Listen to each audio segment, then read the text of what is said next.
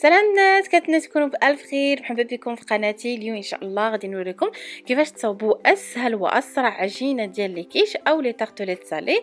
كتوجد في دقيقه واحده بلا ما كنعجنوها ولا ندلكوها. هادشي حقيقه وماشي خيال.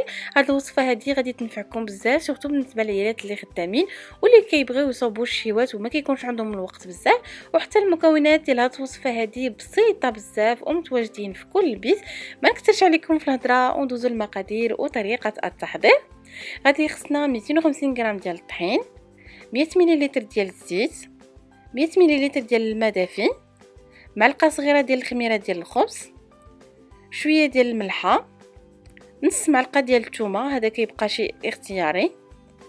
وغادي نحتاجوا البواطه اللي غتكون على هذا القياس بالغطاء ديالها.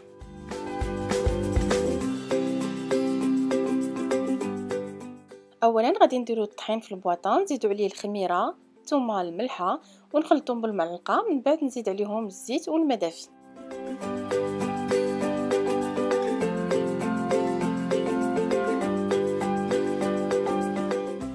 كنسدوا البواطه وكنبقاو نحركوها مزيان بجد حتى كتجمع لينا عجينه.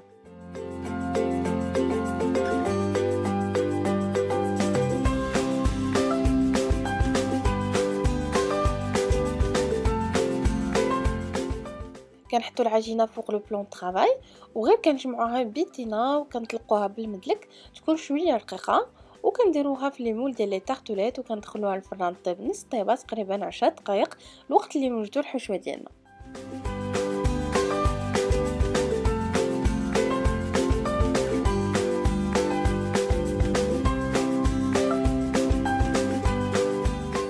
انا كنقترح عليكم واحد الحشوه كتعجبني بزاف وكتجي بنينه. غادي نشحروا جوج ديال البصلات مشلضين مع شويه ديال زيت زيتون، نزيد عليهم شويه الملحه الابزار وشويه ديال الثومه غبره. ملي كتشحر لينا البصله مزيان كنزيدوا عليها تقريبا 200 غرام ديال لي كروفيت. يمكن لكم تعوضوه بالطون بصدر الدجاج اولا الكفته على حسب الموجود عندكم. وباش تقال لينا لاصوص كنديروا تقريبا نص كاس ديال الحليب اللي ذوبت فيه معلقه ديال المايزينا، وكنبقاو نحركو مزيان حتى كتعقد لاصوص. انا نستمتع في الاخر بشويه ديال الزعتر.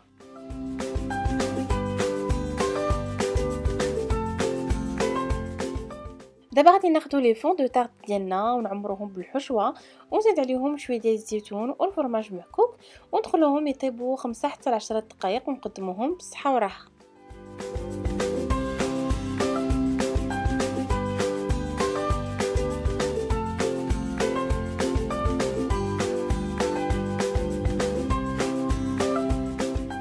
التارتالي كيجيو على هذا الشكل ولا بات كتجي رائعه مرمله وبنينه. كيف ما شفتوا طريقه التحضير ديالها سهله مهله، ان فري جو دونفون. دابا ما عندكش باش تستعذري باش توجدي الشيفات لراجلك ولوليداتك. كنتمنى تجربوا هذه الوصفه هذه وتبعتوا لي بالصور ديالكم في لاباج ديال فيسبوك او في الانستغرام. غادي تلقاو الروابط ديالهم في صندوق الوصف. ما تنساوش تشاركوا في القناه وتفعلوا الجرس باش توصلوا دائما بالجديد ديالي.